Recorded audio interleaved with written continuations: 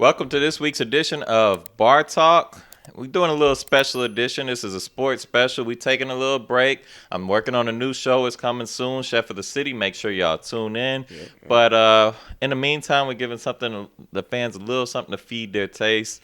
Something different, though, is sports. We don't have the girls, so if you only tune in for the girls, don't turn this shit off. I need the fucking views to go up, so still watch us. I got my boy Jordan here with me. I got my boy Ox here. Of course, I'm here. Then my guys, Chavo, Matt in the back.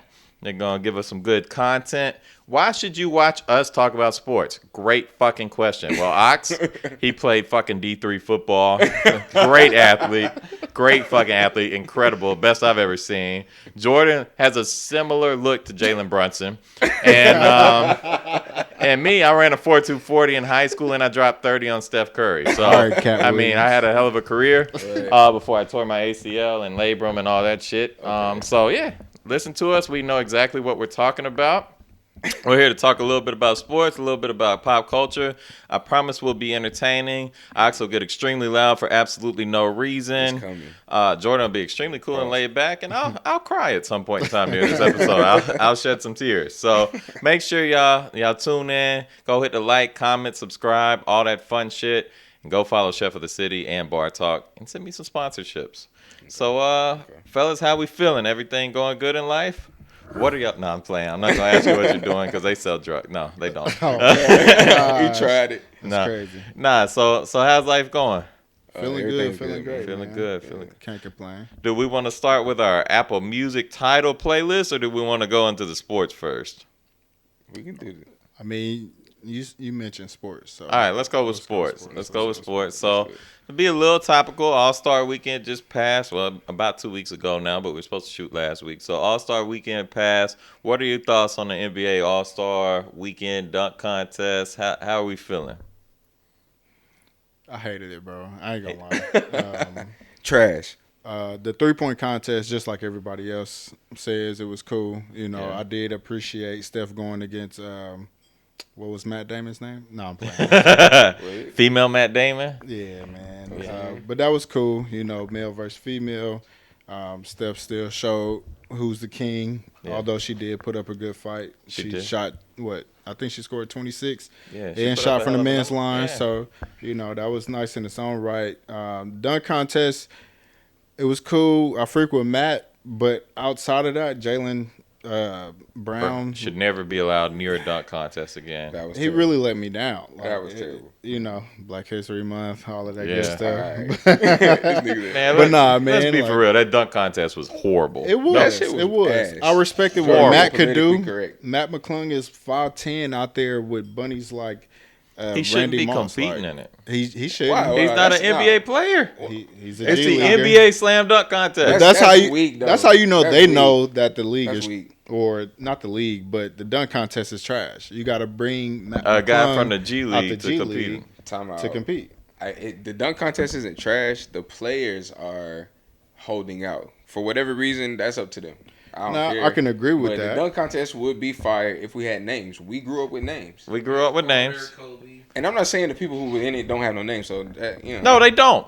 They fucking don't. They Matt don't, McClung bro. does not have a name in the Matt Not NBA. for real, bro. He is a Like, ball of life legend, first He of all. just named Kobe and Vince Carter. And you talking about I'm Matt not McClung. Those are Hold Hall of on. Famers. Like, First of all, y'all know I'm not comparing them two. So stop. Yeah. that. I mean, that's fair. What I'm saying is Matt McClung, him in the dunking world, he's a star in the he's dunking a star, world. yeah. But not in the He's NBA. not in the NBA. Bro, first of all, let's just keep it real, bro. I don't want to call him an anomaly, but whatever he is, But Who? it's Matt? cool to see a shorter white dude go Most crazy. definitely. Most definitely. And he goes crazy. And that's why I give him his respect that he's due. But they're But can't- completely correct with saying that the stars are not. Like Zion should be in that. Josh should be in that. Anthony LeBron should have Edwards. been did it. And Anthony then- Edwards should definitely. Hell yeah. Anthony Edwards not nasty. I know. I'm not saying he's not nasty, but I feel like there's other names I put over Anthony, and he's probably my second favorite youngin. So there's no disrespect to that. For sure. Basically, what I'm saying is that I feel like because we are who we are and we grew up in the era that we did, we have expectations that don't necessarily correlate with today's game or whatever. It should never get to the point where fucking Jacob Toppin, who's not even getting minutes on the Knicks, fucking Jaime Jaquez, who is a solid player, don't get me wrong, but he's a rim grazer dunker. He barely was even rim grazer's crazy. The motherfucker like 6'7", dunking like a WNBA player out here. This nigga. And I like Jaime Jaquez's game. He's nice. But Matt McClung, not even in the NBA. At least Jaylen. The only thing I'll shoot Jaylen Brown some bail is at least he's a top 30, top 25 player in the league that's competing in the dunk contest. Like none of the rest of them is going out there and doing it. So it's gonna hurt because we shitting on them, and now none of the rest of them gonna want to do it. Mm-hmm. But I at least give them credit for going out there. But I mean, the dunk contest needs some stars in it. I mean, why would you hate on Mac McClung? Because he's not in the NBA. It is the NBA dunk contest. That I get. But he's in the G League, and that's they need to pull from the G League. They ain't pulled his ass all year. Yeah, but it's not like they got him off the streets. And also, what I'm saying is... They did. Also, what I'm saying is that... My homeboy in the G League, he ain't in that motherfucker. He could dunk just as nice as Matt. Why they ain't call his ass? Because he's not a short white boy that looks cool doing it. Nah, he's like a 6'7" black dude. They're selling exactly. They're selling something, and we have to. I just told y'all off mic, whatever it is, that a consumer window. When we saw the best of, how old were we, bro? We're talking about 10, 12 years ago. The 15. Shit, longer than that. 15, 20 years ago. The last time the dunk contest has been really good. Was Aaron Gordon. Yeah. And how long ago was Levine in there? That was like 2016. Yeah, that's like 7-8 years ago. Yeah. So we ain't seen nothing good in. And some people got that as their best dunk contest, which is is one of crazy. them. But if you go back and look at it, those dunks were amazing. It's one of them. So I can put in possibly a top they 10 for sure. They were going back and forth. Didn't they do it twice? They went back to back twice. And Aaron Gordon won, right? Both times. Yeah. No, Zach won the first one. I don't think so. Zach Levine won the first one. Yes. Somebody got a fact check. I thought the same person. Zach Levine won. Zach Levine won? Yeah, Aaron Gordon lost like multiple. I thought Aaron Gordon I think lost Aaron both of them. Gordon lost both of them. I thought Aaron Gordon lost both. both of them. Levine won both Oh, so of them. Levine won both. Okay, my bad. He for sure should have won one of them, but niggas was asleep. Like when Zach did the alley behind the back. Zach was one of the coldest, though. Nah, they were ridiculous. He was one of the coldest. It's just I don't know how they incentivize the stars to get into. I feel like if you put up like a 5 minute, but they can make so much money now. They you can't make really, entirely too much money, bro. You can't really get them to do like it. Niggas like Otto Porter got $180 million contract. Most niggas don't know who Otto Porter is. I mean, that's a good comparison, but all I'm saying is that there really is no incentive. It was the competitive streak of like the niggas that we're naming when y'all talk about Kobe, Vince, whatever y'all was saying, shit, Mike, whatever. Even the Jason Richardson, the randoms, the Brent Berries, Jason I think. Richardson was nasty. Jason Richardson was cold blooded. All I'm saying is that the competitiveness in the All-Star period in all aspects. Well, that's what we're gonna get to is terrible. But my thing is, I feel like somebody, and I feel like this would be if I'm like Ja's agent. I know he doesn't really probably want to do it, but Ja needs some good publicity, right? Yeah. So after all the shit, now he's injured, but all the gun stuff, and then he's injured now. I mean, next year you get Ja in there and say, hey, Ja's going to be the one to bring back the dunk contest. And we know, like, he can leap out the fucking gym. Yeah. So if he goes in that dunk contest and did something crazy, not only could it bring back the dunk contest, it could bring back his image a little bit. That's right. So, I don't know. The NBA needs one of these stars. And Jaylen Brown, I guess, to some degree tried, but they need some star. He said he was open to doing it again next year. Jaylen Brown is? No, he closed it, Jaylen. But y'all not looking at the real point, though. Do y'all think it's the commissioner's fault? It's not the commissioner's fault. No. Why it's would not the it commissioner's fault. It's this era. So it's it's why is it LeBron's fault? Because he never KD. did it? Every other KD's star not a dunker though. So every other star kind of did it before LeBron and KD in this generation. Most definitely, I do feel like LeBron has a lot of impact on it, and that's because and Melo, who's not a great dunker, but he still didn't do it either. He's in that same class of stars that came in together, and all of them. But we got to call a spade a spade. We say that down south for if people don't know what that means. We got to call a spade a spade. If LeBron would have made it a point that that's something that he wanted, people would have wanted to beat him at that. And I'm not saying it's LeBron's fault. I'm not gonna say it's his fault. But I mean, it is. It is his fault because it's not his every fault because it's star not his was doing it responsibility. before LeBron James. But the and fact, LeBron basically said he was too good to do the dunk contest. That's not his fault though, because kind of to what Travis was saying, there could be another way to get other stars. It's like, why is LeBron the outlier? But he is. And that's just the spade that we got to call. he sets the way the whole league is run. He's run the league for the last 15 years pretty much. After Kobe downward trend, LeBron's been the face of the league he's been the face of the league for 20 years. But that's the thing. We were talking about maybe like a 6-year type of gap where it hasn't been that competitive. Because even when Nate Robinson and them was doing it, it was still good. But they still, Dwight was a star doing it. But Dwight Nate had Robinson a great was time. A role player. What's my man? Jeff Green, right? Jeff Green went crazy in it too. Yeah. There's good players in it, but none of them was the stars of the league. Dwayne Wade wasn't out there doing it. Yeah, all the stars stopped doing it. Yeah. But even what I'm saying, and LeBron was the first one to kind of say, "Nah, I'm kind of too good for this dunk contest." But what I'm saying is, even some of the non-star participant dunk contests were still competitive. They were still dope. Yeah. They may not have been Kobe and whatever, but like I said, Nate Robinson there. And even back in the day, there were guys like J.R. Ryder wasn't a star, Spud Webb wasn't a star. They were going, Barry, nigga. They were going on and putting. D. Brown was going on and putting on shows. These guys. Are you saying they wasn't stars at the time or stars in their own right? Because people still highlight those. They remember them as dunkers though, but they don't they were never star players. But Webb averaged like fucking 5 points a game for his career. He never really did shit, but because he was like 5'7" and was throwing the ball between the legs, like dunking crazy shit, he had a legacy. Now none of these. I guess you could say Matt McClung is doing the same shit because he's a white G League player, but I'll go one step further as far as the dunk contest, and even I will go into the All-Star weekend as a whole, just to segue out of the dunk contest.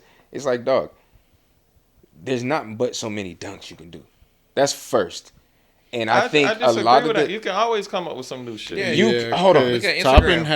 Toppin had one he was saving for the finals, and that motherfucker was tight work, and I've never seen it before. Maybe I'm saying it in the wrong way. Toppin really should have made the finals. He wasn't great, but his dunks was better than Jaylen Brown. Judges I don't think you can. There's not as many wow moments left. Yeah. And I would even go to the point of, like you said, like look at Instagram, If anything, that's what people want. I've seen multiple people say, bro, get them like professional dunkers. I would rather see that than the shit they putting on now. And I just said I know it's contradictory to everything I said, but if you're gonna put some bullshit on the TV like that, then you might as well just hire 4 professional dunkers and send them out there to put on a fucking show. I think dunking is now, which everything and then is you tell the NBA players, hey, y'all done so fucking bad at this dunk contest for so long. Take this shit off. We had to get people from outside, and then maybe they'll have some pride. But that's a good perspective. But if you look at it, now we can say the NBA can show some love to people who maybe aren't talented enough to have made the league, but can showcase their talent on our stage. But so is dunking even cool like it used to be? To the professionals, the ball is like dunkers and all that. Yeah, no, the 3-point shot is the dunk now. Kids don't even try and dunk. The 3-point shot is you the can't dunk. even. Kids at the gym now, they shooting from half court all the time. I think that it. That's because everybody can shoot threes, but not everybody can dunk. That is true. That's true. But the 3-point contest is, but I think that's because of going back to the competitiveness. Yeah. It's the last competitive thing. That's the one. The one people want to win. My biggest problem with the NBA as a whole is it lacks competitive nature. Until after the All-Star. So comfortable until the damn near the playoffs. Now that they have the play-in, you're going to see a lot more lax. But I also think it's because there's a lot of games, bro. Like, think about it. Baseball has a lot of games. Football has. You know how baseball goes. I hate to say it. 162 games. I understand, and this is no disrespect to baseball players, but it is a very slow sport. It is not the movements are very tactical, and you have to be a professional. You're some of the best athletes out there, but your athleticism that you do in baseball are spurts. Basketball is a lot of wear and tear on the body. That's fair, but these, you know what I'm saying? Man, Anthony Edwards said everybody in this league soft. They don't play hard. He's a young dog with young legs, and he's one of them. I know. He has a point. He got the mentality. He still got the old school mentality. We're young, right? Well, this is really solely speaking on Draymond. Draymond was that dog. He was getting down and dirty, you know what I'm saying? But that was young Draymond. I can't expect for Draymond to be Draymond of 10 years ago. He has to come in with, depending on his IQ more, depending on his brains, because he don't have the body he he once had, basically. And in fairness to the Warriors teams, they played a shit ton of extra basketball compared to most of the people in the league. Just like LeBron. That is true. His playoff career is most his playoff career is most niggas' regular season career. That's right. crazy. LeBron's but the point that y'all are making about I don't blame LeBron for any of the low management. The people really started low management shit was Popovich and the Spurs. Yeah, we know that for sure. But I personally think that because basketball, they have the play-in, because it is a long season, and I'm not necessarily saying that these guys can't handle the task. What I'm saying is that you're asked to go out on 80 nights and play basketball. The same shit people been doing it for. Come on, bro. Is people in the gym playing basketball every single night for hours and hours. You've asked for. Yes, you got to travel and lay in a hotel room and train your body. Don't get me wrong, but you got the best training in the world. The trainers literally, you take an ice bath right after every game. They put you in a little. And you're shit. going against the best nutrition. And you're going against the best competition. You are going against great competition for 48 minutes a night. So that means the work that you put in is the work that you're going to receive from them as well, because they put in the same work. So it's like as much as it is a task.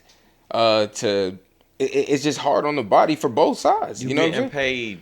I'm gonna get paid $20 million a year to play basketball, yo. Right. Play fucking basketball. That's a good bit of the problem. Fair enough. The salary. The salary went bigger, and the dogs started to leave the bodies. You got of these so much players. money, you don't have to fight for shit anymore. Exactly. Like players in the '90s.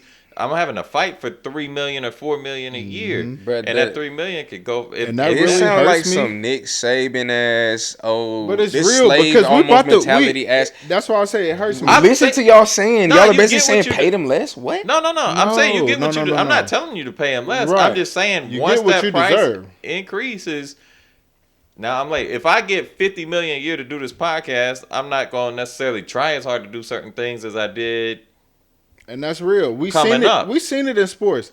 Some of the best defensive linemen went from rookie contract to 15, 20 mil a year back in the day. But money is the only. And they went from 19 sacks per game to like 12. Like the dog isn't in them. You know what I'm saying? And this is off a healthy career. Money is the drive to a lot of things. That is true. Yeah. But the people that y'all are naming, that y'all are probably going to compare this to, are dog of dogs, like the dogs. Like if you're gonna talk about LeBron or Mike Kobe or whoever that you're comparing, that you're comparing them to. If you're gonna talk about like competitiveness, these guys are like the creme de la creme of competitive. Well, yeah, but we're not talking about them. The rest of the league is not competitive. That's anymore. what we talking about. I'm like telling LeBron you, is in his 21st. I don't think it's the money that's not making them competitive, though. I think it's if we want to, because they coming in and getting paid. Like they don't have to fight to get paid. Bro. You think it's the money that's making it less competitive? Yes. Yeah, I think the money's making it less competitive. So you think I think three-point shooting is making it less competitive. I think the fact that they can't hand check or really play defense anymore, so you can just so it's multiple reasons that you think it's less competitive. But I wouldn't put as much emphasis on the bread because one, I think they should get paid as much. I think they should make they're earning what they make. Also, they sell out arenas. They put on a good. To me, it used to be a great show. Now it's not very enjoyable. But you're worth what the market says you're worth. I'm fine with them getting paid. Right. Because I don't have that fucking skill level to go out and do what they're doing. And fucking a billion people are not watching me every year. So cool. I get that. I think that what you're saying has a lot of, validation. But what I'm saying is that I do think sometimes there are like windows and pockets because we're technically like always living in history. All right. Yeah. So things are changing. There are windows and pockets where sometimes leagues aren't as good. Like there have been times where, let's just take the NFL per se, where there's been like a slew of great quarterbacks all playing at once. And then there's been windows where it's like we've got like a 5-6 year stint. I think we're in a middle ground because, again, LeBron has been so dominant. The Warriors have been so dominant. Almost to the point where, like, some of the legends, I'm not saying it's the Mike era because Mike took rings from a lot of people. I feel like LeBron took chances from a lot of people, but LeBron, he's been to a lot more than what he's, quote-unquote, has won. But either way it goes, the fact that it is hit, it's either you go through him or you go through Steph. Yeah, I think that has taken away a lot of the games too because a lot of the NBA players, no disrespect to them because I'm not as good, but I don't think they are as well-rounded as it used to be. I don't think I don't think the talent is spread out as much as it used to be. How about that? I think it might be. I think you make a fair point about the league being in a lull. I think the league has to find. Well, it would be nice if they could find a star now that LeBron is. I mean, he's damn near 40, still playing as good as almost anybody in the league. So you got to find a new face, and all their kind of faces are almost international guys. Yep. So you're gonna have to find something like that. But I think they got to figure something out because. Yeah, the product, like, there's a ton of talent in the league right now. It is. But there's a lot of marketability. First off, there's not one or two, like, dogs that you just like, yo, he's the future face. And then it's... Are you sure? They have potentials, but they started letting There's a bunch of, like, they started letting us down. I'll pose a question to y'all now. Take LeBron out, and you were about to do it already, so I'll start with you. Give me your 5 next ups.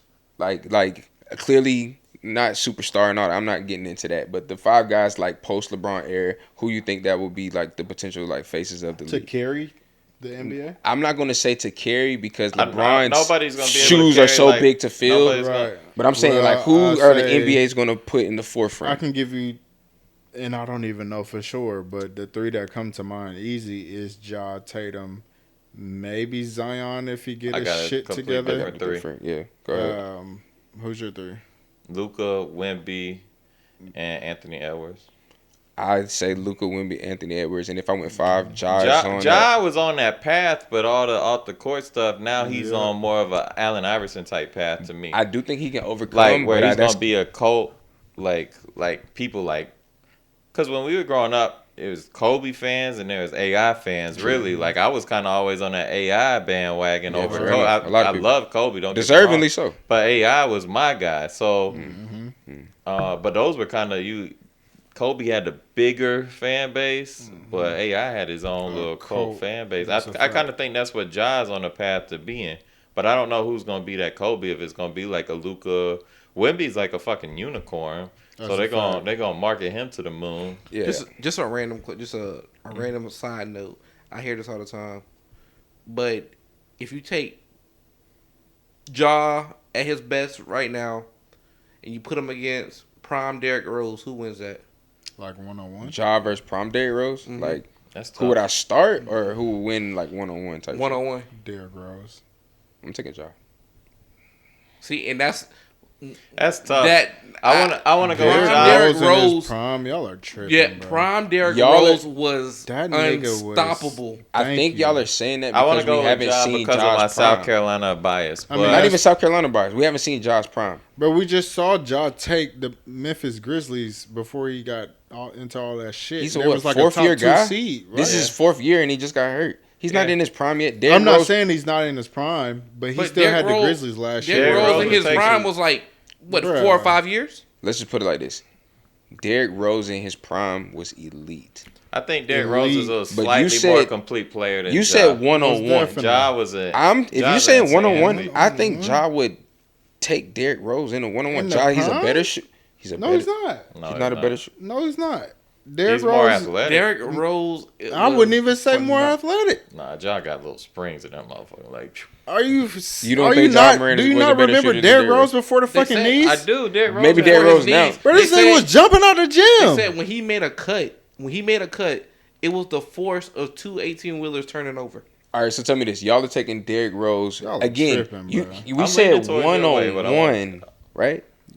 I'm not saying better player. Y'all are saying 1-on-1. Well, that nigga Derrick Rose is killing. I think better player and 1-on-1 is the same thing because the better player will beat the person 1-on-1. Derrick Rose is one of my favorite players, so we're going certain prime. Guys who like are 1-on-1 players to me that aren't necessarily as great. Like to me, I would in his prime, Jamal Crawford's beating a lot of NBA stars in a 1-on-1 game. I'm taking Jamal Crawford over a lot of people. So they're like certain players like that in a 1-on-1 game that just.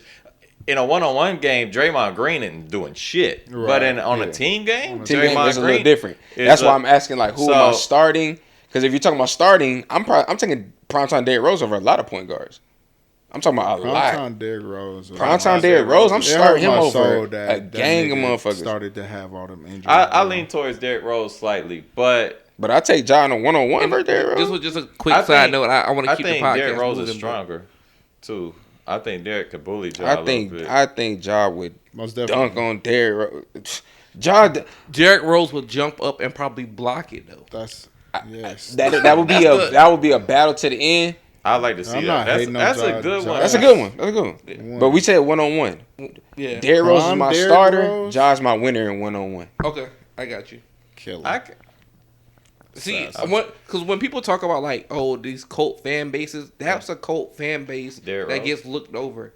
Fair enough, but Derrick Rose, he was that nigga though. He was definitely. He was that nigga. Like, my boy put up 50 a couple of years ago. Yeah, bro. Primetime Derrick Rose.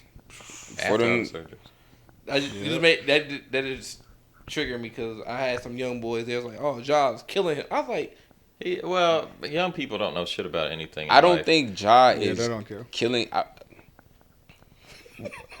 gonna say this because I go on a limb for young athletes, and I know people like, oh, they don't have longevity. CJ Stroud. Yeah, we're getting there. Yeah, we're gonna get there, but shit, let's move there now. Let's close out the NBA stuff because we still got a lot to talk about. NBA championship finals predictions. Who's y'all's team this year in the NBA finals? Who you think's gonna make it? Non-biased, without looking, I'm gonna go C's. I think the C's are for real.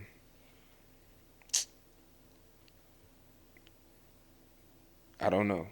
I'm one of those guys. Let me look. I give you two from each side. All right. At the East, to me, it's out of the Bucks and the C's. Bucks, C's. I didn't want to say the Bucks. West, Nuggets for sure. But, and I know niggas gonna look at me sideways, but since Draymond Green been back, the niggas only lost 2 games. I think out of 15. 50 today.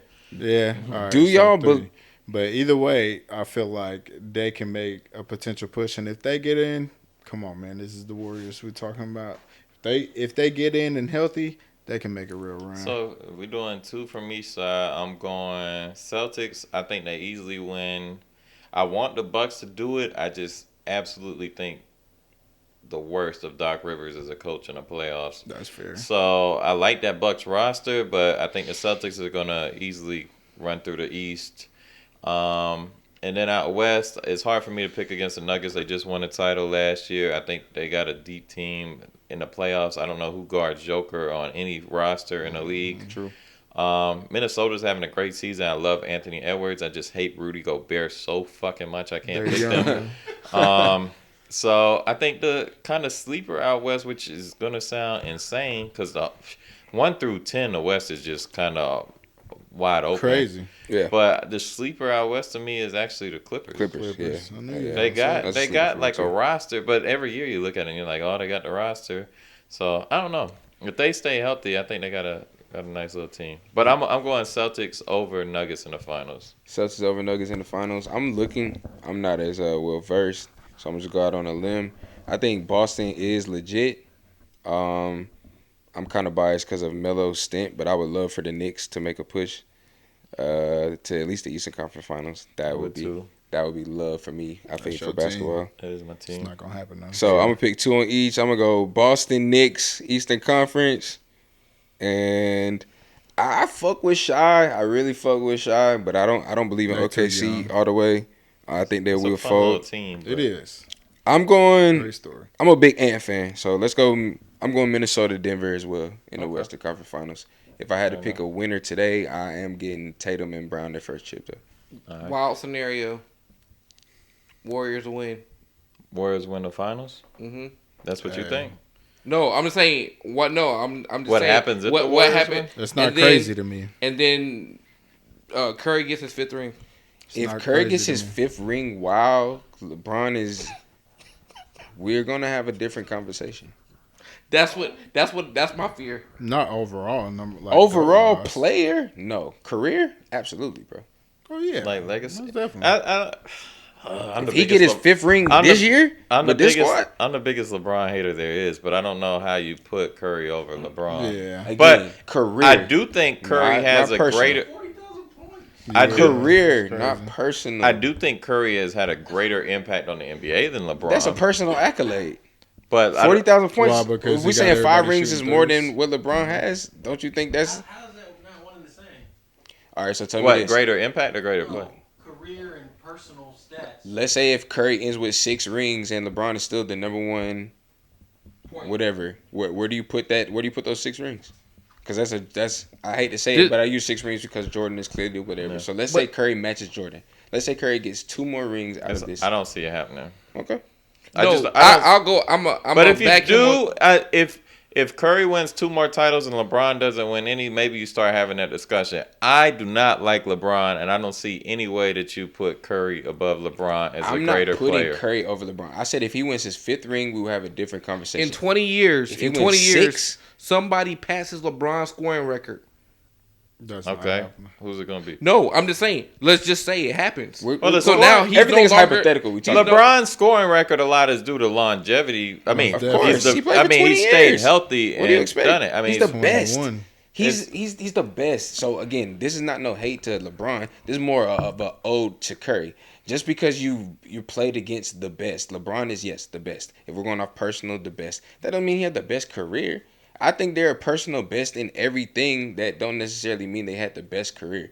You see, maybe they didn't maximize winning at the level. Because if we go off just rings alone, then yes, you know how niggas be like, Robert Horry and shit. Robert Horry. So no, it's not that. My point was, you talking about 5 rings and we having a conversation. Where's that conversation with Kobe then?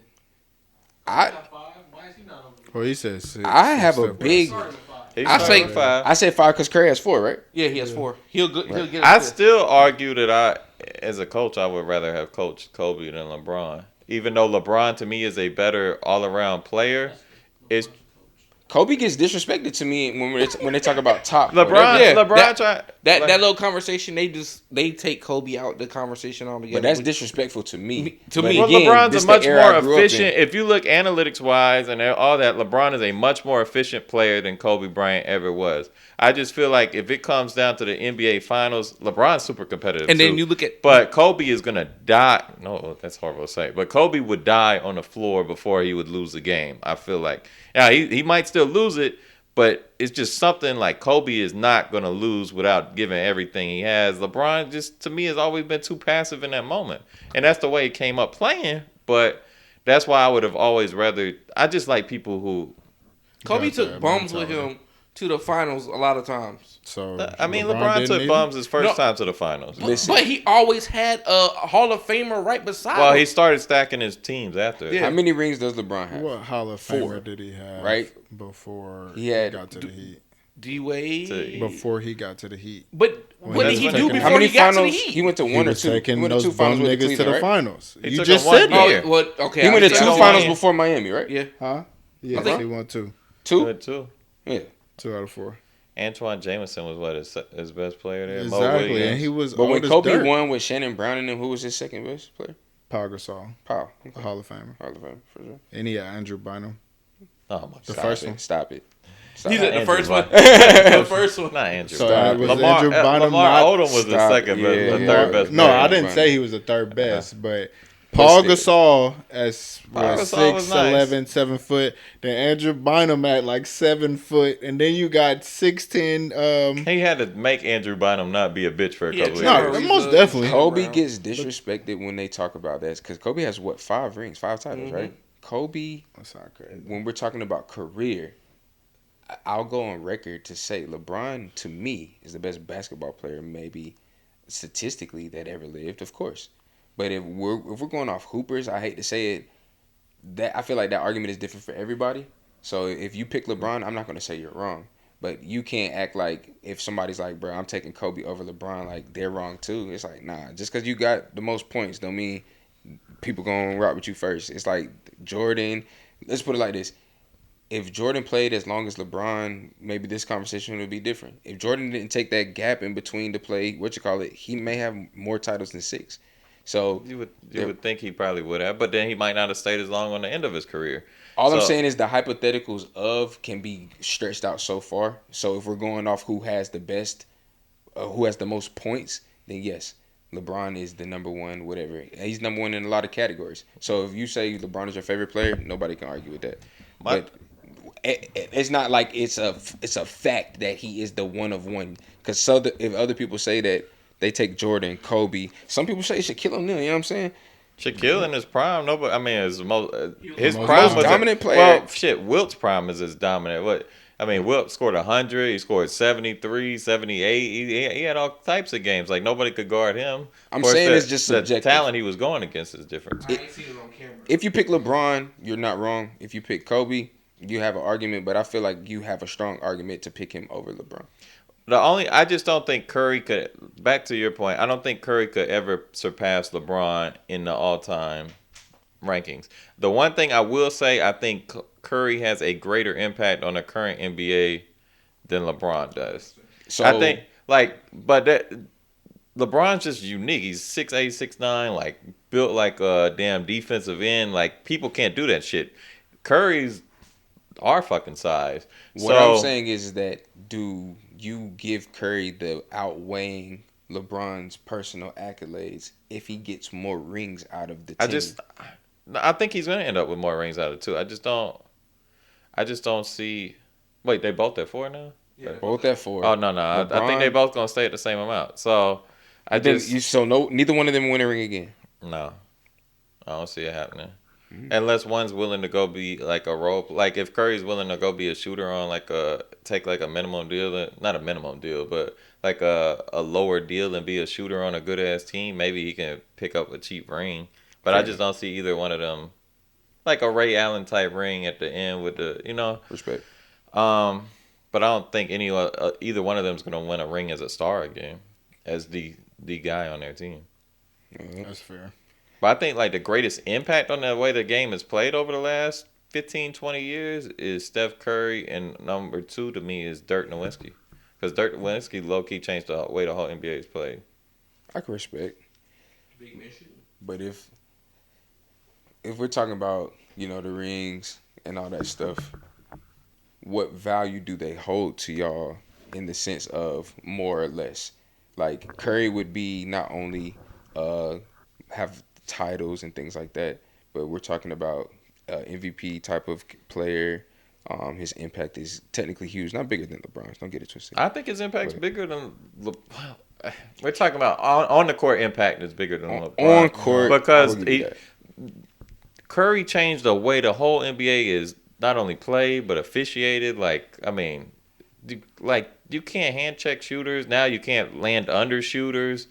The way everybody shoots because of him. It's subjective, guys. And apples and oranges, so it's subjective. It is. We can move on. We talked too much. All right, let's finish our basketball talk. We'll go to NCAA basketball. March Madness is coming up. Selection Sunday, 2 weeks from today. Okay, I know my Final Four. Final Four picks, national championship picks. Who wants to go first? Tar Heels. No, I'm playing, but for sure. They got a solid squad though. Houston, Purdue, UConn, and Tar Heels are my top 4 to at least make the Final Four. Now, granted, this is called March Madness for a reason. Probably all 4 of those teams either may not make it. One of the 4 may make it. You never know. But those are my top 4. Okay, what you got, Ox?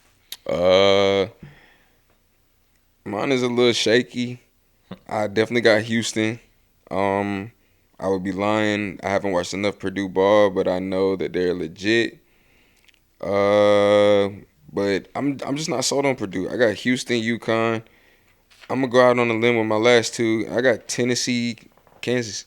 Okay. Kansas' resume is just legit to me. As far as, even though I know with the losses, the people that they have beat are legit. I think Houston has the best defense. Houston does have the best defense. Tennessee's Purdue playing the most inspired. 7'3", 7'4" guy who nobody can guard. But their guard play is better than last year, but I don't trust Purdue in the tournament.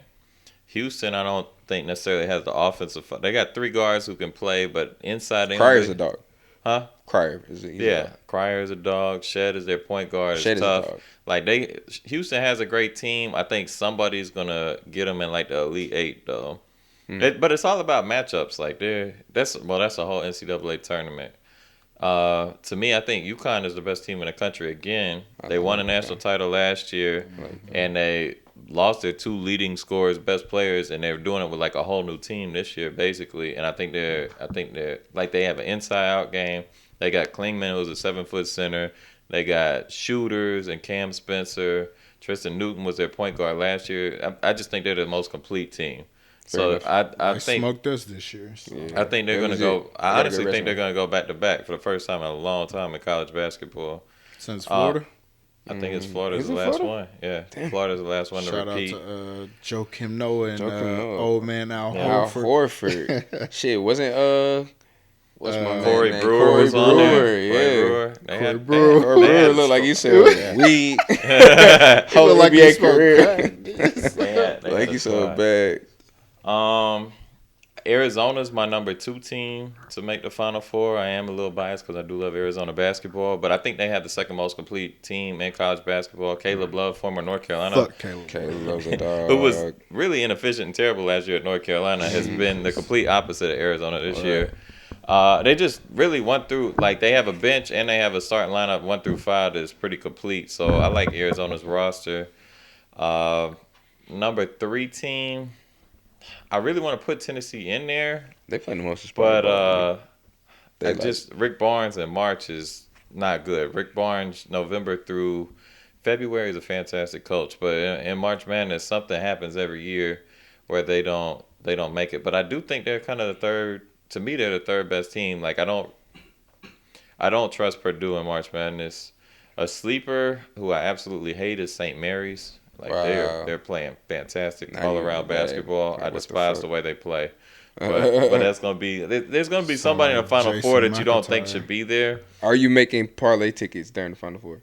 Yeah, I'm gonna put some money up and lose. I'm gonna lose some money. I lose money there in March Madness every year. Let's go. So we'll put some money up.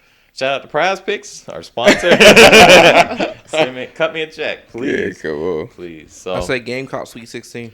I do think I can see that. South Carolina and Clemson both actually deserve a lot of mention since we are local. I think South Carolina's playing incredible basketball. Yeah, South Carolina's doing everything. They're doing it offensively and defensively. Their defense is, outside of Houston, their defense is probably the second best defense in the country. Respect.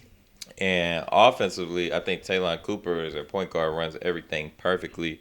Michi Johnson's a star. BJ Mack's inconsistent, but he can ball, gives them a little inside-outside game. And then everybody else on the team just knows their role. Like, they play their role perfectly. And I think it's great coaching and it's great buy-in. A lot of veterans on the team, but like teams like Arkansas brought in a lot of veterans. I love Arkansas basketball. And they brought in a lot of veterans and they didn't fucking buy in, and they're terrible. So shout out to Lamont Paris. He should be the coach of the year. When does the conference tournament start? Conference tournament's next weekend. Okay, not this coming weekend, but the following. So it's about to tee up then. Yeah. Conference championships are 2 weeks from yesterday and today. Okay. And then the selection Sunday is 2 weeks from today. Mm-hmm. And then Clemson's having a solid season. I think our coach should be fired 14 years ago, but still holding on. You can't be playing with the bad job. Both South Carolina and Clemson will be in the tournament for the first time. Both of us in the tournament together in, I think, about 25 years. So it's good for the state basketball wise. So say less. You want to talk about women's basketball? The absolute worst sport. Yeah, hey, you about to get canceled.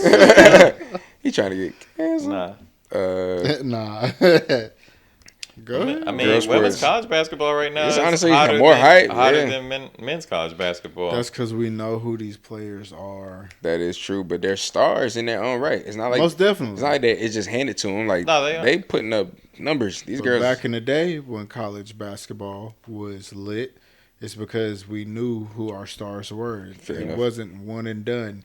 Our stars came back for their sophomore, junior, sometimes senior years. Yep. Fair enough. So it's rare that we get that feeling, that nostalgic feeling when it comes to college basketball, and that's why women's college basketball is winning a little more. Because we know who they are, and it's good. It's good ball. You know what I'm saying? It's a substance, good storylines, all of that. Caitlin Clark, dog. Man, she's a dog. Caitlin Clark, much respect to her. South Carolina in their own right. I think a little bit more to do with it is there is a little bit more parity in college women's basketball. UConn isn't just winning 4 straight. You know what I'm saying? Like they're not on their Alabama run like they used to. Yeah, Geno had it on lock for a while. Geno had it on lock. Yeah, it was UConn and Tennessee for shout out 20 to years. Pat Summitt. And now other teams. I mean, South Carolina is still they're basically running through college basketball. Most definitely, but they just haven't point. solidified that type of run just yet. They will if they get a ring this year. COVID kind of fucked them up too. COVID, I think they definitely would have won that year. I think they would have won. I mean, they probably should have won last year, but they LSU was for real. Caitlin was for real. Because that's who knocked them out. They ran into Caitlin They Clark. ran into Caitlin Clark. But Caitlin Clark ran into Angel Reese. Yeah.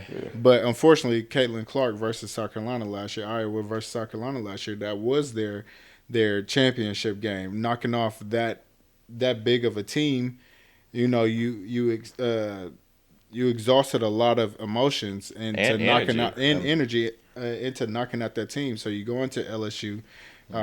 Which is a dog in their own right, but they didn't have to exhaust that type of emotion and excitement, their game before as well. So I respect that, but at the end of the day, I do think Caitlin really didn't have no help last year.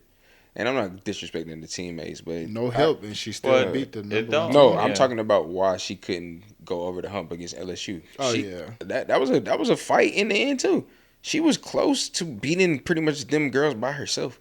Twice. She would have close to beating South Carolina. Not by herself, because it was that big girl down low that helped her beat South Carolina. Okay, you know what I'm saying. Basically, hefty girl. Very hefty. This dude, wild. She had like 25 against Carolina. Caitlin had. But you know when I'm saying by myself, you couldn't tell me that girl's name if you didn't Google it. You see what I'm saying? No. So, most deaf, but I still watch her put in that work. I watched that game. I'm not taking that away. Basically, we just what I'm know saying Caitlin because she's the Kobe of the league, the LeBron. What I'm saying is that they wouldn't have made it that far without Caitlin. Most definitely. So most definitely, it's on her back. Shout out to the girl who dropped 25. You're a dog, if that's what you want me to say. She's a dog. But without Caitlin, cat. All right, she's a cat. Without Caitlin, bro, they wouldn't even. Iowa wouldn't even been on TV. You know what I'm saying? So let's just call it is what it is. Either way it goes, she's the reason that they beat South Carolina with help. So I'm not gonna say she didn't have help. I don't think she had enough help. Because if you look at LSU's roster, South Carolina roster, even the Notre Dame's, whatever, it's much more complete than Iowa. Yeah, like most definitely. Iowa spread them out with shooters. South Carolina, what they did, they corrected, and they actually got shooters. South Carolina's always had the big girls like the Asia Wilson, yeah. That's my favorite person in the world. She's a fucking animal, bro. What's up, I think what's name Brianna, one of them. I'm out after Pow Pow. Who is Pow Pow? Pow Pow. She's a little shooter from South Carolina. She's that little point guard. That's the one that be rocking the reverse Grinch. Oh no! No. It's green. She got a shot on her. But yeah, I know you're talking about. But I mean, it's some dogs in the women's game, period. But the thing with the women's game, like Jordan was alluding to, first, the men who are stars are one and done. Or maybe they stay for a second year. And then the transfer portal has taken over some of the women's game too. But in the men's game, it's insane. It's nasty. Every year you having 6, 7, 8 different players. So you don't even know the people on your team. Whereas at South Carolina, you had Aaliyah Boston for a long time. You had Asia Wilson for a long time. Facts. I was seeing Caitlin Clark for 3-4 years now. UConn's had the same girls every year. Yeah. LSU's had Angel Reese. So you get a familiar and you get to cheer for this person for 3-4 years and you get to know them. At Kansas, it's a new fucking star every year. So at Arizona, at North Carolina, at Duke, it's new stars every year. So you don't become as familiar. You're still familiar with the brands. Like the brands are what's carrying men's college basketball right now. The brands and the coaches. But the brands are definitely and now the coaches and another thing with men's college basketball, another reason is falling off. Roy Williams retired recently. Coach K retired recently. Okay, and that's what I was Jim Boeheim retired recently. The climate is as a whole. Jay is Wright changing. Retired. The storylines are changing. If you so you got brand new head coaches at all your big name schools except for Calipari. Calipari, Izzo, and Bill Self about the only 3 big name coaches left in college basketball. Yeah. True. So and then ESPN, to their credit, is marketing the shit out of women's basketball. I mean, as they should, bro. As they should. Send me much more updates on women's basketball than they do on men's. Bro, So storylines and matter. Bro, it does. And Yeah. entertainment. And it's sports are sports. Like, shout out to the girls. I'm not even trying to cap for the girls or whatever. It's like, bro, sports are sports. They got the better storylines going on. they do, but in media creates storylines too. If ESPN wasn't shoving certain things down and give Caitlin Clark and Angel Reese have brought like personality. Aaliyah Boston Juju. did to the Watkins girl at USC, but they actually have good personalities too. I don't know their names, so forgive me. Girl Full- from Notre Dame. For Wiley, the freshman that's out, like some of these girls have like dynamic personalities too, and have been able to create a buzz where none of the men's college basketball players are doing that right now. No substance. So I don't think there's a handful of, like you said, names, but yeah. who? Tell me, and I'm not versed, so you can tell me, but who are the dogs? Like, in men's college basketball, yeah, right? like, well, that's the problem. That's what we're saying. Like Caitlin Clark and Angel Reese are not only killers on the court, they've also made like names to be able to market themselves. But Like, I think the name comes with being a killer. In men's So who's the basketball killer right now, in men? a lot of the best basketball players in the college game are big men, like Zach Edey at Purdue.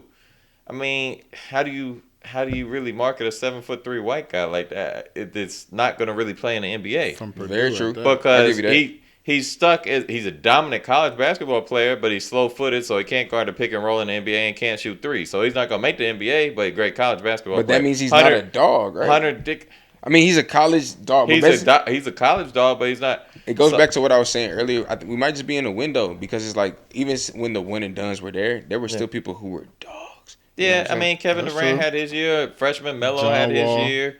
But there were still guys like fun guys like Darren Williams and D Brown at Illinois had fun little teams. So it's just, I don't know. College basketball has got to figure. College basketball and NBA need to get together and figure some shit out because I think it's hurting both products. Yeah. Because for sure, I'd rather them go back to let kids go in from high school, or they got to they got to play college ball for 2 years or something. I think honestly, contrary to a lot of like coaches' old school mentalities, I think the NIL is what's keeping a lot of people around. I mean, COVID. I think it's going to start keeping people around. We hadn't seen it keep people around as much lately, but I think it is going to start. Definitely in the women's game we seen. Oh yeah, in the women's game. I mean, they can't go nowhere. They got like a football, some shit going on. What they got to stay 3 years, right? Yeah, I think they got to stay 3. I think they do, and then they get more money. And some of them girls are making more money in college. Like Caitlin Clark's probably gonna take a pay cut to go to the WNBA next year. Angel Reese is probably gonna take a pay cut. Angel made damn near $1 million last year off of probably winning that. But I think endorsements can follow you though.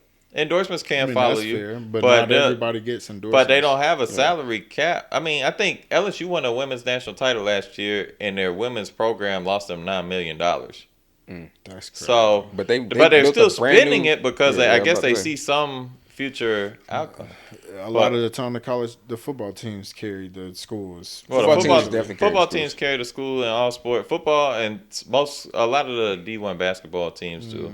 But outside of that, nobody. I mean, college baseball. I love college baseball. It makes no money. They said that shit literally carries the rest of the sports. It does. Football normally does. So that's what we're saying. But women's basketball, they're doing a hell of a job marketing. They've got stars. You got the Watkins girl for Wiley. There's a couple that are kind of next up too. So the big Simone girl from Utah. She a dog. Yeah, I forgot her name. Yeah, I don't know her name. She's a Gamecocks to win it all though for the ladies. It's theirs to lose.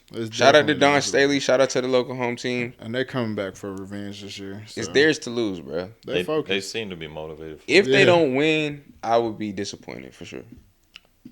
I can't say that. I don't pull for them or anything, but they do have a hell of a team, and I do want Dawn and Asia Wilson on my cooking show, so I'm not gonna shit on y'all like I wanted to. GG's. But I'm trying to. Who I didn't want to win was fucking Patrick Mahomes. What a segue! fucking segue king over here. So, the great debate between me and my boy Ox is quarterbacks in the league. Turn up. So we're gonna do a top 10 current NFL quarterback list. Say list. Should we give our own list first? How y'all feeling? Or you want me to get my list and everybody go off of it, or what? Yeah, I'm down. I can go last. No order, man. And we could do it together. It's not that hard, fellas. Not that hard. Number one, Mahomes. Patrick Mahomes. Patrick Mahomes number one. And this is not in order, but Patrick Mahomes is clearly this is number one. Is if close anybody is possible. Can anybody debate Patrick Mahomes not being number one? No. All right, so Patrick Mahomes is number one on everybody's list. If that's the case, then who's your number two? Currently, because I would say at the moment this is where it gets shaky. It does, and that's why I say it don't have to be in no order. Are we going off this year or no? Just we're going. Let's say off the last 5 seasons. Right. Let's say based off their last 4 to 5 seasons of Joe NFL. Burrow, Lamar, Josh Allen. I'm going Jalen Hurts. That's my top 5 That's right there. Top 5. You said Patrick. No order outside of Patrick, but Patrick, Lamar, Joe Burrow, Jalen Hurts, and Josh Allen. I switched 4 and 5 on your list, but that's not no order. Number one is Patrick Mahomes for me, but the rest of the 4, those are the top 5 QBs in the league right now. Yeah, I don't care what order you put it in; they're top 5. Yeah, so that's 6 through 10. Who y'all got? 6 through 10 is you got Herbert, Justin Herbert. I'm glad somebody said it, because niggas be hating. Tua's. I got Tua at 10. Trevor. Okay. Trevor, definitely 7. Trevor's CJ Stroud. Mm-hmm. And the guy I don't want to put in there. Who, Dak? Yeah. I figured. So, but that would be my 6 through 10. I would take CJ Stroud's in your top 10. Aaron Rodgers. You say who? Aaron Rodgers. You take Tua out for Aaron Rodgers. Because you didn't say this past year. I did say the last 5 years. Okay, 5 years. If I put the last 5 years, then Aaron Rodgers got to go in there. Shit, last all years, Trevor Lawrence out of there. No. Yes. For who? We're talking about last 5 years. For who?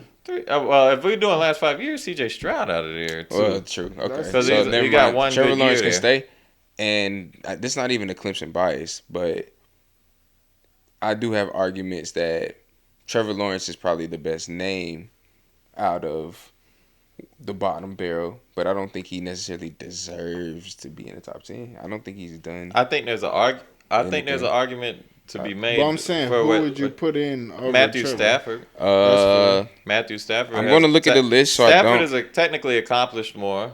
Jared Goff's last 2 seasons have been really, really good. I could say Jared Goff. I'm going to hold on. I'm about to look at the list right now, and I'll tell you who I personally think. Kirk Cousins? Is that where you fucking statistically, I wouldn't be mad. Statistically, that's it. But I wouldn't be mad. He is but over the last 5 years, Deshaun. Deshaun ain't played football in the last 2 years. Deshaun before the massages was on his way, but But if all that bullshit ain't go down, over the last 5 years, I'll put Stafford over. Trevor. I guess if we go on last 5 years, Stafford and Aaron Rodgers got to be in there. They got to be. So and that would probably. So you take out Dak and Trevor. Nah, you would take out CJ. You have to take out CJ and Trevor. Trevor. Just off of, CJ only been in the league for 1 year. Trevor only been in the league for 3. And the first one was bad, but he did have Urban Meyer. The last 2 were okay, and I love Trevor. I think he's going to be a dog. He was better 2 years ago than he was this past year. I really thought he was going to take a huge step forward this last year, and he didn't really do what I was expecting from him. Trevor Lawrence, we're doing that because, again, and this is one of my favorite things to say, but it's like it's not that many good quarterbacks out there, bro. No, it's not. Trevor Lawrence is a good quarterback, but he's still at the bottom of this barrel currently. If I'm talking about trajectory, I think it's high. But I mean, there could be an argument that, Tua could be kicked out of that list. Tua's definitely kicked out of this list. So, if we're talking about that, one good year. But if we're talking about current, let's just go off of last season. Off of last season, Tua was better than Trevor. Tua was better than Trevor. But Matthew Stafford was better than Trevor. If I had fucking Tyreek Hill and Jalen Waddle to throw to, you could fault. go out there and put up a couple. You could put up 4,000 yards throwing in Tyreek. All you gotta do is throw a goddamn screen pass and let him run. Screen in the 9. Yeah, I think that's a fair thing to say, but I also think that's an unfair way to do it because again, that's not necessarily Tua's fault. That happens, it's almost like it's almost like it's Brock Purdy. Brock Purdy was a damn MVP finalist. But if I had Christian McCaffrey, George Kittle, Debo, Ayuk, shit, you take a away, great O-line. Take away McDaniels and Tyreek Hill away from Tua. Where was he? You want to know why? He was damn near out of the league. Do you want to know why I don't like that? Because now Patrick has now done it twice, which transcend him. But that's an outlier. Patrick, hold on. Patrick is here, and everybody else is fucking down I'm not here. comparing Patrick to Tua at all. But what I'm saying was when Tyreek Hill and Travis Kelce Tyreek Hill was Tyreek Hill in Kansas City, and Travis Kelce has been the number one tight end over the last 5 years that we're talking about. So it's like when they were doing it, it wasn't like that because while Patrick probably looked better doing it, he has more statistics, Yeah. But it's like you can't say, oh, if I had Tyreek Hill, because it's like nobody said that about Patrick when they first won.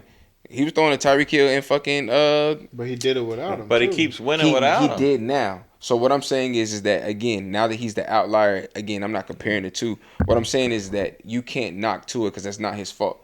Is what I'm saying. Now, but he just won back to back. We trying to like. I'm not comparing Tua made the playoffs. I'm not comparing Tua to Patrick Mahomes. What I'm saying is that if you're saying anybody would look good, whatever, it's not like Patrick won every year he had Tyreek Hill.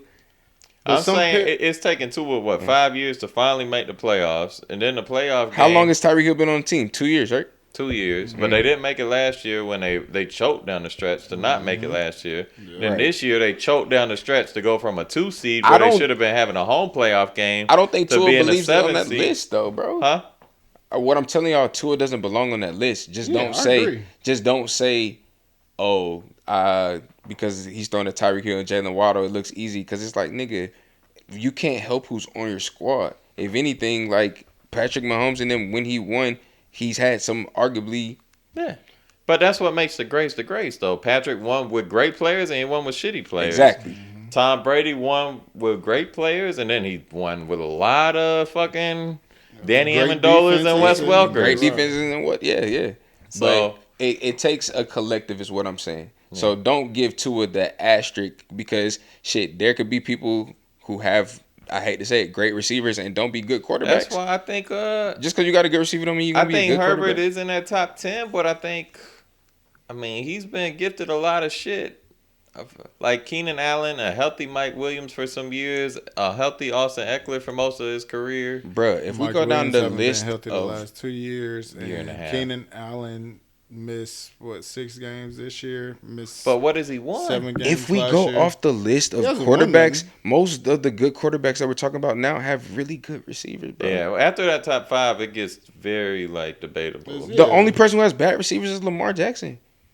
Or doesn't have the receivers. I do think AJ Brown and Devontae Smith are for Jalen Hurts. Let's go down the list. Patrick Mahomes, until I know he won without Tyreek twice. So he's the outlier. You're the number one. I get it, Patrick. Joe Burrow's got great receivers. But he still has the number one tight end. Joe Burrow has great receivers. T. Higgins, Chase. Tyler Boyd is such a strong 3, too. He has no Stephon Diggs is a dog, and Gabe Davis is probably the best B-list wide receiver in the league when healthy.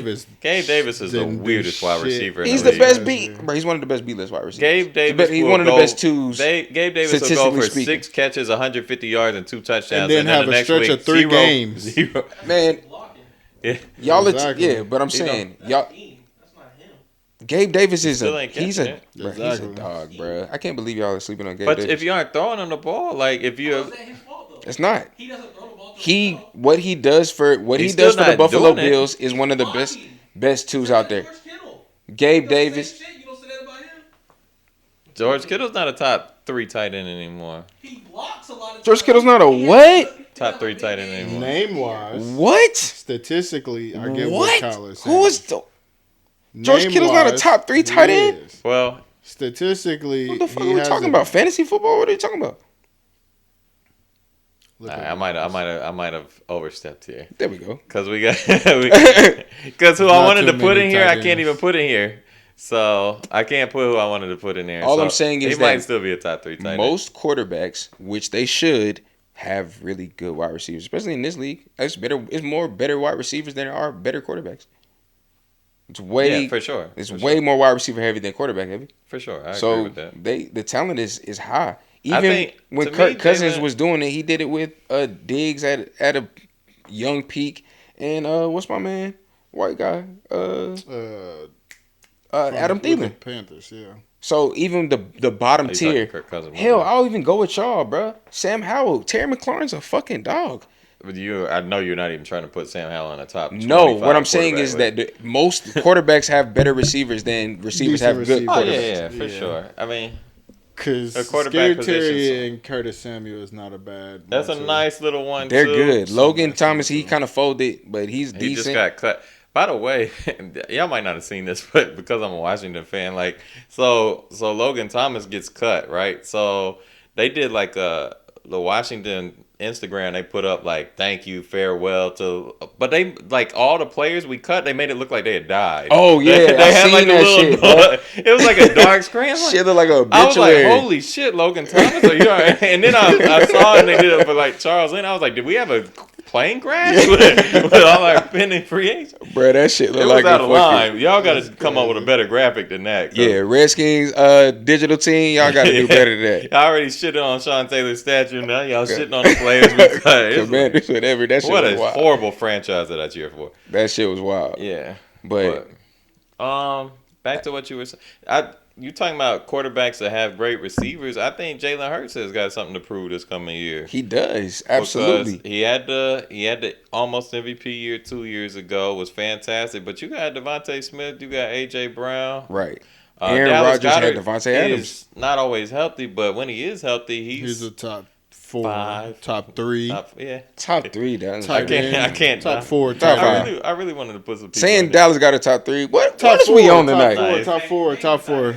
I didn't say top. Kelsey's number 1. Mark Andrews. I wanted to put Mark Kittle, Andrews 2. George Goddard. Mark Andrews is probably number 2 in Dallas. And you said Goddard? No, Kittle's yeah, 3. number 3. Then Kittle's Goddard 3. 4. My boy Laporta. I'll probably put Laporta. Laporta's could be good. Nigga, Njoku is in it, might be top 5 before some of them. Hawkinson was a dog before he went to the Vikings. Bro, y'all going off fantasy Hawkinson football, had bro. one big game. Y'all going off fantasy football, year. bro. I'm not, bro. Njoku had better numbers than a lot of people this year, bro. No, and for he was sure. playing with 4 different quarterbacks. I'm just thinking of Hawkinson when he was with the Lions. I stood corrected. I was wrong. I tried to get George Kittle out of here, but he's probably third best tight end in the league. Right I'm talking about ability, what he does for the team. He's a blocking tight end who he might even be second. Honestly. He's like great value block, bro. I've always preferred Mark Andrews, but definitely I prefer Mark Andrews over Kittle. But he was banged up last I prefer Mark Andrews over a lot of tight ends. I think the target, the route running ability. I think he's. I think. But Kittle's a better blocker for sure. So. Yeah, most definitely. Sure hands.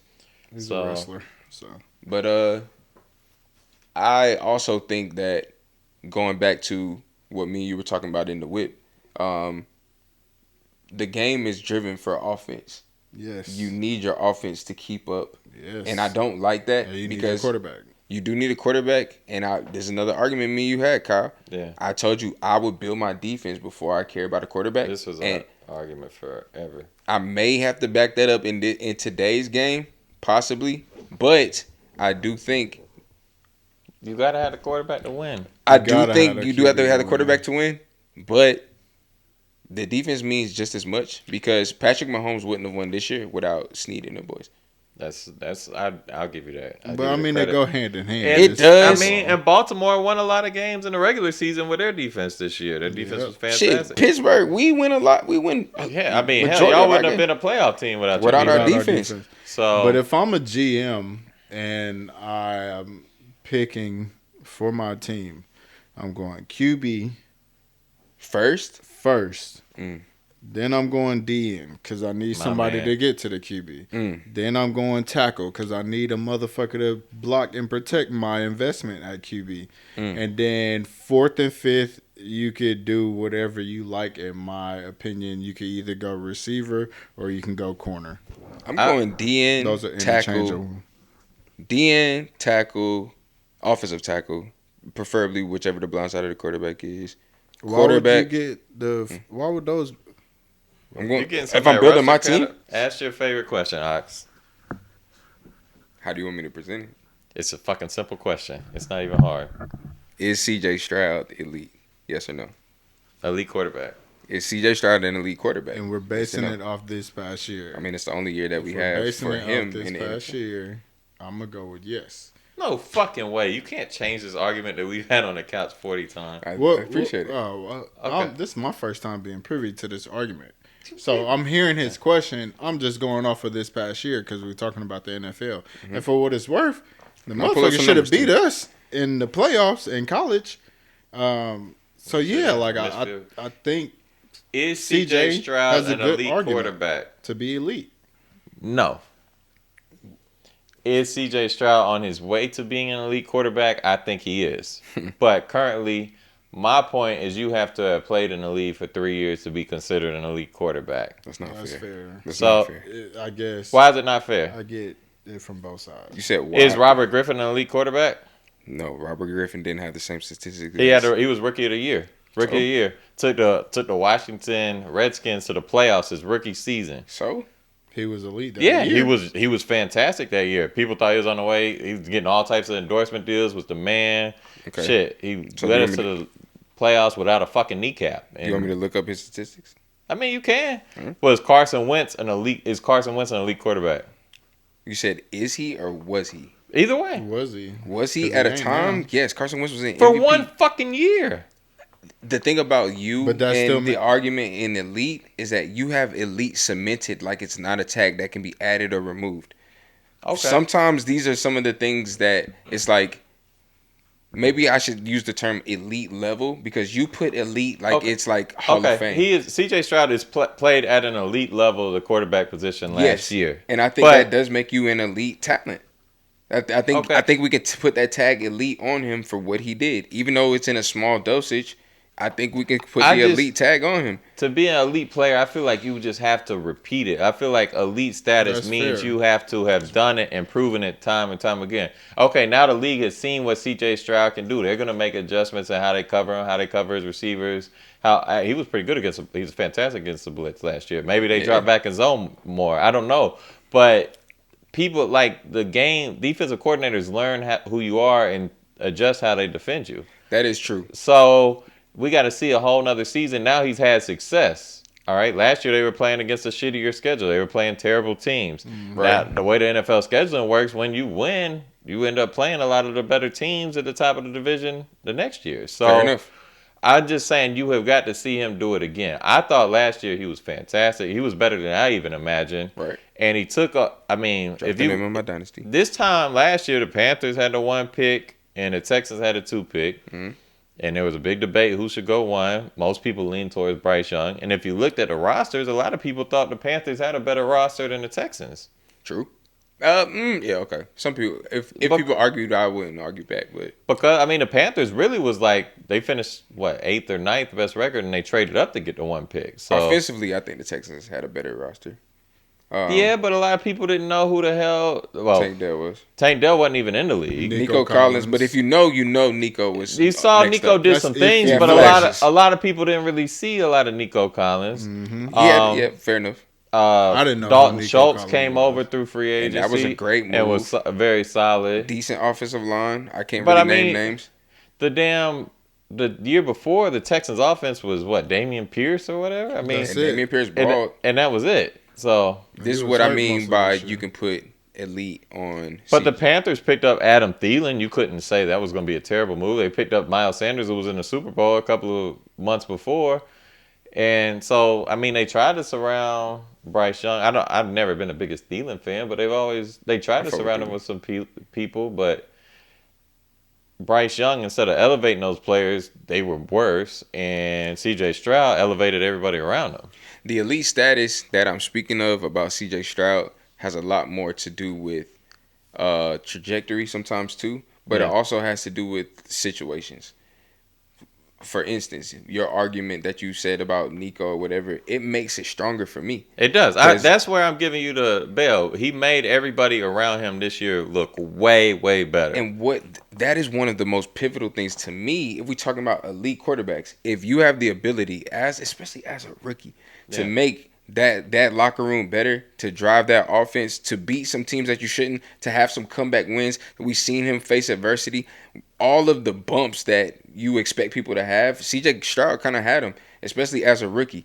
You're dealing with a team that, like you said, the best player was on offense. You got drafted high as a quarterback. Yeah. 9 times out of 10 you coming into a shit show. You have a brand new coach in DeMeco Ryans who did a great job not only cementing the draft, he did flawless drafting. Yeah. He did flawless drafting, but also him, Will Anderson, Tank Dell in the same draft. He also got them to buy in. And another thing that you can't really put on paper is quote unquote, and this sounds corny as hell, so sorry, CJ Stroud, but like leadership. Everybody cannot lead the locker room. If you got a rookie who can come in as your quarterback and lead the locker room, you can tell veterans, whoever, nigga, that's his team. And they would listen to it. And a lot of people shitted on the D'Amico Ryans hire. I can see that. I can see why they do that. But he did a fantastic job last year. So I think CJ Stroud is on the way to being elite, and I think next year if he does the same season he did this past year, we're gonna have a strong discussion of putting him in that top 5. Fair enough. Let's put it like this. But I gotta see it one more year because I've seen quarterbacks. My 2 examples are RG3 and Carson Wentz recently. RG3 had a fantastic rookie season, did nothing after that. Carson Wentz was decent as a rookie, incredible in his second year, got injured into the playoff run, and then never was the same quarterback. But elite can change is what I want you and me to kind of like agree to disagree on in the sense of like finding the middle ground. That's the point we haven't never discussed. That elite can change. I just think I put people in elite tiers, and I feel like I don't know, like you have to have earned it for a few years. Like Patrick has earned his status. There's no taking that shit back. Fair. Joe Burrow, Lamar, Josh Allen have had great seasons for multiple seasons now. I think Jalen Hurts still got a little something to prove because he's only done it for 2 years, and the end of this year wasn't that great. How does Jalen still have something to prove and Joe don't? Because Joe was hurt his first year, went to the Super Bowl the second year, lost it. And then this is third year, ain't it? Fourth. He went to the Super Bowl, and then he went to the AFC Championships. So he did he had 2 big years. Yeah. So got hurt again. That's fair then. Fuck it. But he got him. Well, I guess Jalen did get him to the Super Bowl. Jalen just the Super Bowl and then lost in the first round. I feel like a lot of slander comes to Jalen because again it's an offensive driven league, but that defense imploded, bro. Them niggas started. That whole team just kind of quit the last 6 weeks. The secondary was already sus all season, but there's the one thing about the Eagles, their secondary has been suspect for like a decade now. The rest that was dogs last year though. Yeah. Or would you get him with the bowl? Bradbury has got to be the most overrated corner I've ever seen in NFL history. I have never seen a game where he doesn't get burnt. He ski mask robbed them boys. I just don't understand. Like I've never liked James Bradbury. He ski mask all first team for sure. Yeah, but I personally think that a lot of it has to do with situations though, because again, we're a couple of games from saying Philadelphia is like next in the sense of even if they didn't fall off the way that they did, if they lost better, if that makes sense. Like if they lost better, it would look good because it's like for a long time, for most of the season, there was a lot of people favorites. They fell off. They won like 11 games, right? I really thought they were going. Yeah, I think they lost 6 out of the last 7 or 5. Yeah, something crazy. 6. A lot of people had, you know how many people in like put down bets in Vegas, whatever that. Like they were Super Bowl favorites at one time. Like if halfway through the season, the Eagles were the favorite, and the Chiefs were probably 5th or 6th on that list. Like the Chiefs did not look good for the majority of the season. Nah, not at all. But winners win, and winners do win. And I think situations have a lot to do with. But again, Patrick is the anomaly though. It's just that was a weird fall for the Eagles. It was. Right. We don't give a fuck about that. All right, so we've discussed elite quarterbacks. What made you come up with this topic, though? I finally found a real reason behind why is CJ Stroud an elite quarterback, and it's because. Well, you want to say it? No, you say it. Ben Roethlisberger was never an elite quarterback. You are a fucking liar. You are a fucking liar. Ben Roethlisberger was a who handed the ball off for his whole career. This dude is a dope. He's a doof. He's crazy. He has situational bias, first of all. And yes, I call CJ Stroud an elite quarterback because sometimes it doesn't take long to see. Big Ben still is the youngest quarterback to ever win a Super Bowl. The youngest. So tell me when he did it. He did it early. He did it when he was. So his second year in the league. Big Ben. We won the ship. Took us all the way. So another overrated player just handing the ball off. Was it Bettis he was handing it off to? Fat ass, the average like 1 yard. So Big Ben doesn't have the best. So Big Ben doesn't have the best Super Bowl touchdown of all time. To Tony Toe Tap, San Antonio Toe Taps. Is that not the best Super Bowl touchdown of all time? Big Ben. You got to remember, his team is the Commanders. So. Even though I can be real enough to say, if the Seahawks don't feel Harrison like had a better play than Big Ben ever had. If the Seahawks feel like Big Ben didn't cross the plane, cool. But Big Ben also has one of the toughest quarterback plays we've seen in the Super Bowl.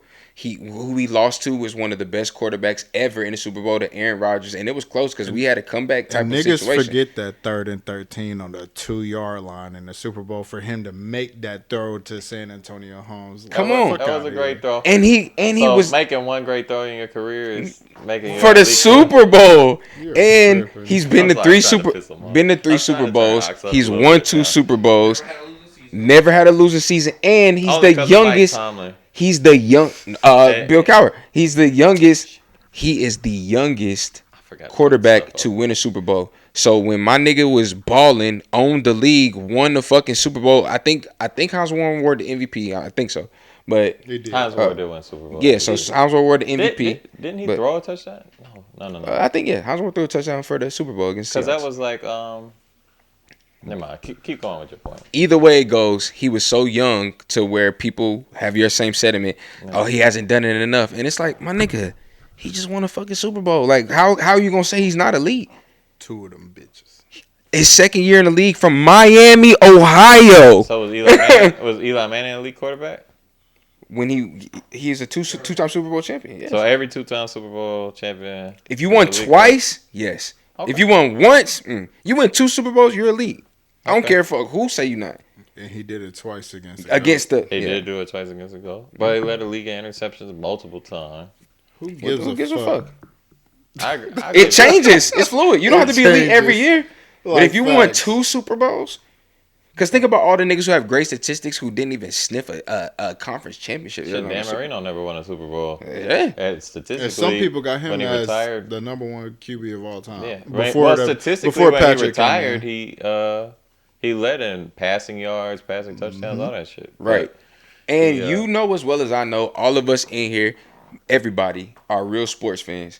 We know that the eye test for girls can think it's fake, whatever. Yeah, that's real. When you watch the eye test on Big Ben, all you see is a fat piece of shit dropping back. You see, Big Ben is what people say about Carmelo Anthony. Having people bounce out of shape, but athletic as fuck.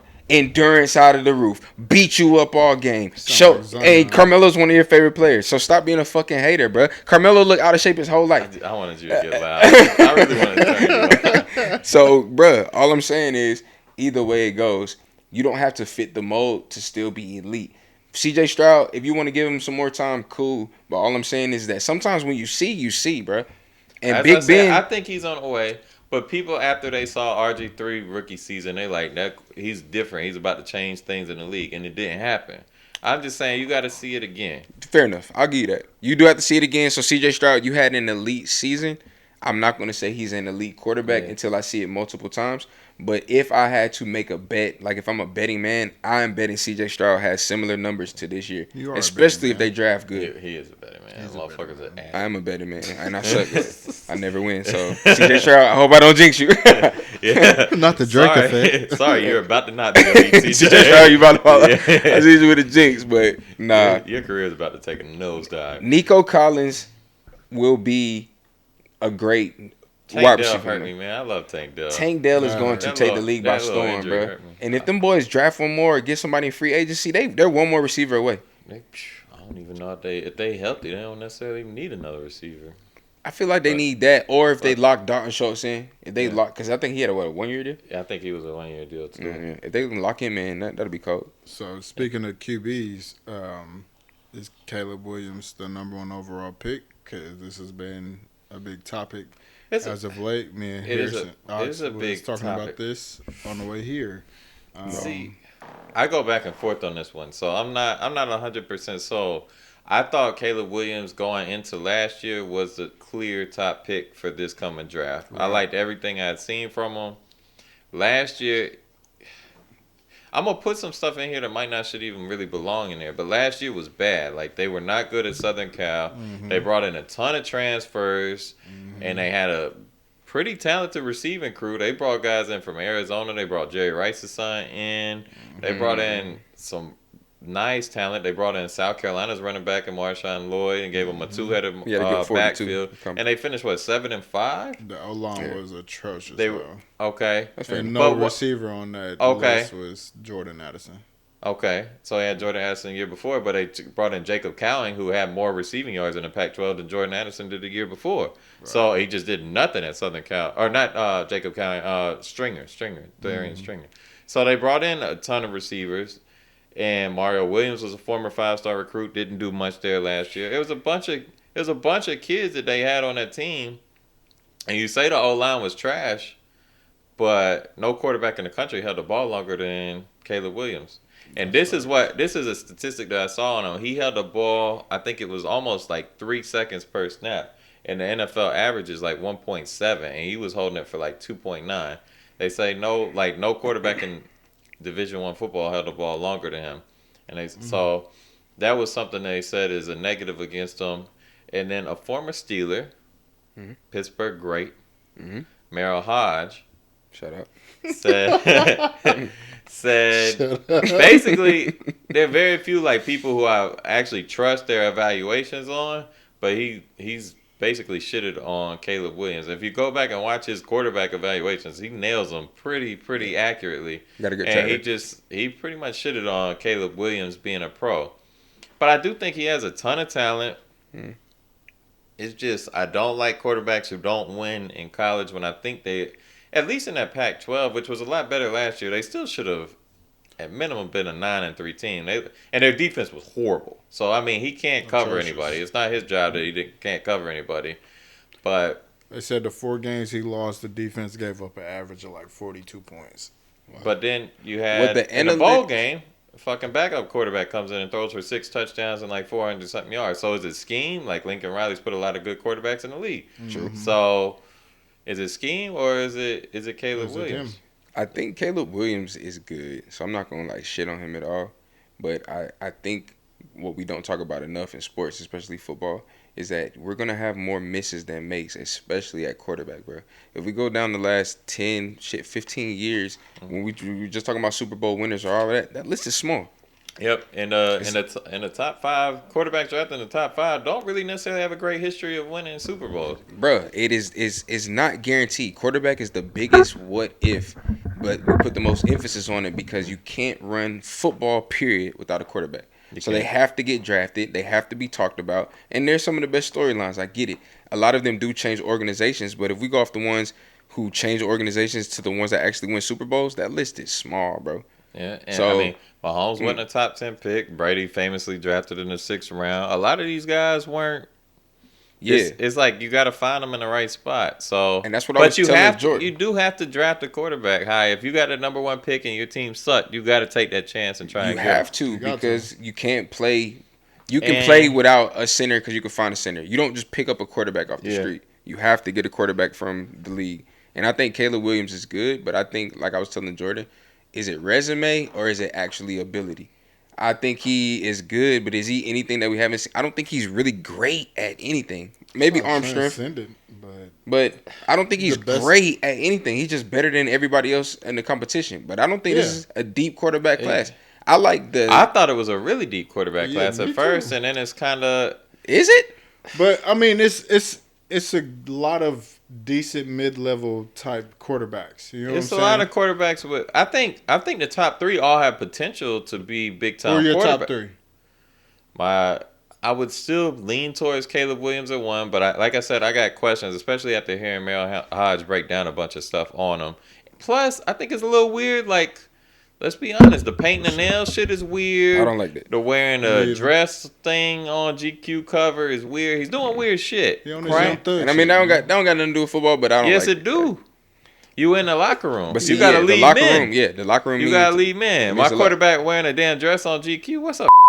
Like, I mean, I can't say here. My bad. Man, like, God. I mean, Diddy might like it, but who's your top 3, man? Who's your top 3? Let's wrap it up.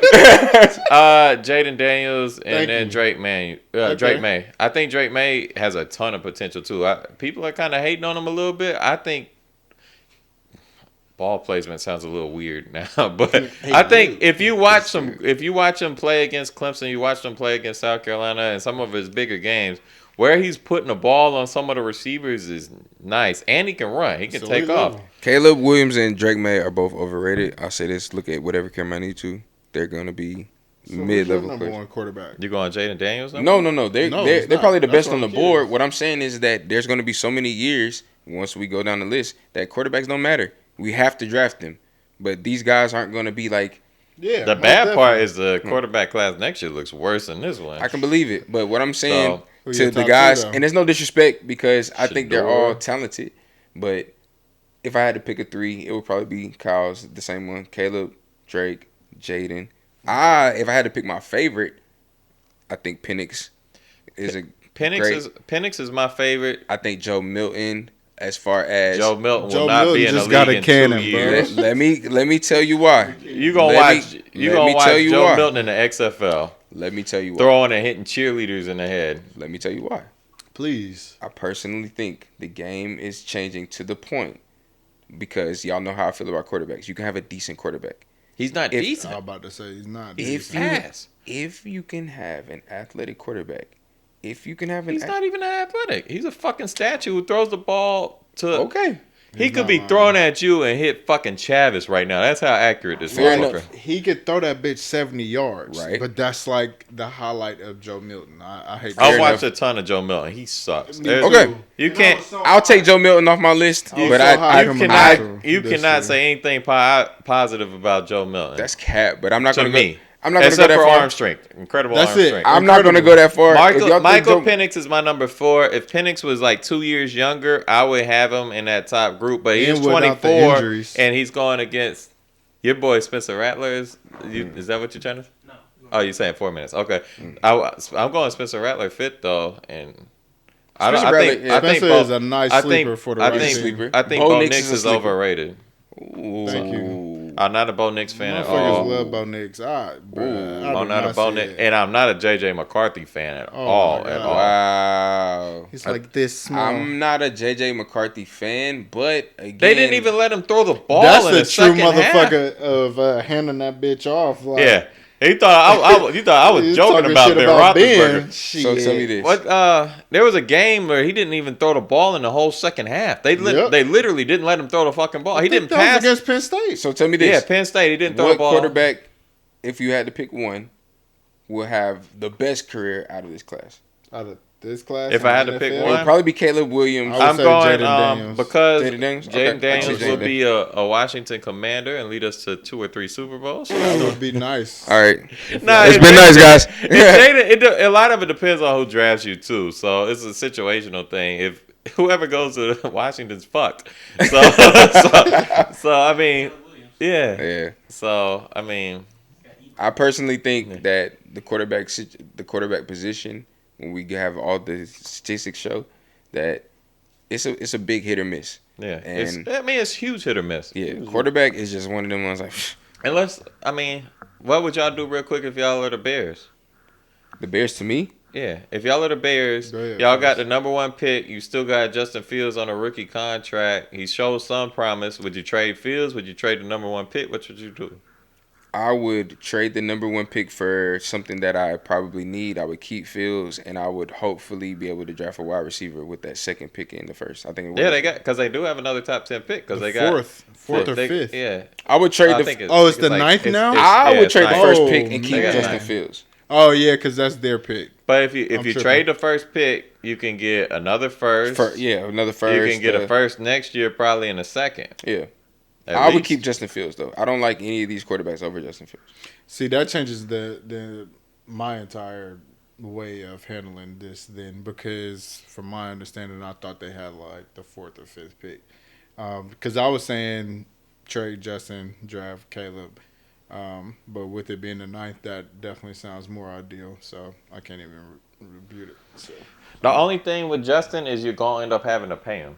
Yep. Like, I think this is his last year rookie deal. Yep. So this is last year. So you got to make the decision. So if you can trade it and you get the 4th, say you get like the 3rd or 4th pick and the 9th pick, and then you get a second round or two. You have to surround him with as much talent as possible, but then you're gonna have to pay him, and he's gonna be off the rookie contract. So quarterback isn't their only concern, and if you're the Chicago Bears, you probably have more to a 3 to 5 year plan than like a 2 year plan. I don't think whoever they draft, whether it be Caleb Williams or keep Justin Fields, that they're gonna keep whatever else. And it's been real. We're wrapping it up. Yeah, we didn't even get to NCAA football. No, we didn't, but we can do a part 2. That's it for this week of Bar Talk. Thank you to my boys Jordan, my boy Ox. It's been a great time. Sports special. I'm sure nobody stayed this long, but thank you. We'll see you next week. Don't drink and drive unless you want to. Bye.